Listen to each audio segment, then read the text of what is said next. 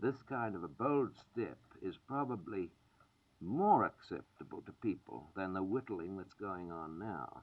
I don't blame the poor for being sort of disgusted at the kind of experiments of patching the houses in the ghettos.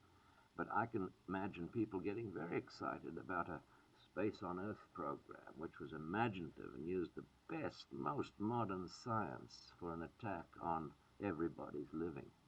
I think you can get people behind a big step jump where you can't get them behind whittling. Does all this point then to total government planning and control of cities and living? Not at all. Not at all. In fact, it should, by providing more choices, remove governmental and municipal restrictions that have become necessary because of the plight of the older cities.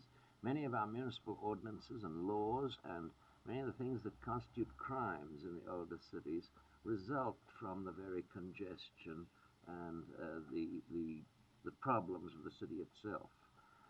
And furthermore, government's role should be to help initiate this step jump, not in any sense to finance it for good and all or control it for good and all. This is a function of private enterprise, the way it has been in our cities, at least in our own country. This is a function of private enterprise. But government should do what it did for the aircraft industry, stimulate the beginnings of it, and then when the baby grows up, it gets on its own.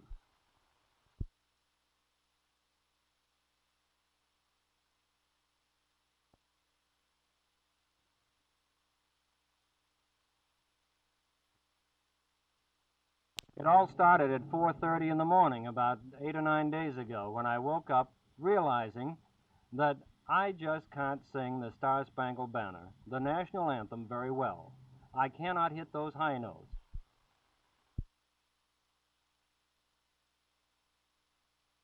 I started asking some other men. I found out that I wasn't alone, that they can't do it either. And that led to me getting in touch with Mr. Harry Barton, from whom you'll be hearing in just a moment, and tell you how we're going to arrange at the Cotton Bowl for the people to participate in the national anthem, 72,000 of them, like they have never done before, for the whole nation to hear and to see. It is most enthusiastic, and the response in Dallas has been fabulous. Mr. Barton will take it from there. It's very simple the way we're going to work it. On the words would start the rockets, red glare, bombs bursting in air, gave proof through the night that the flag was still there. Just the women's voices will sing. All the men voices will lay out, and then after that, all the men will come back in. Accompanying this will be a 500-piece band, and it's arranged so that during this portion where the women will be singing, the upper reeds, the light instruments only will be accompanying. So they'll feel like they can hear themselves and yet won't feel like they're singing all alone out in a 40-acre field.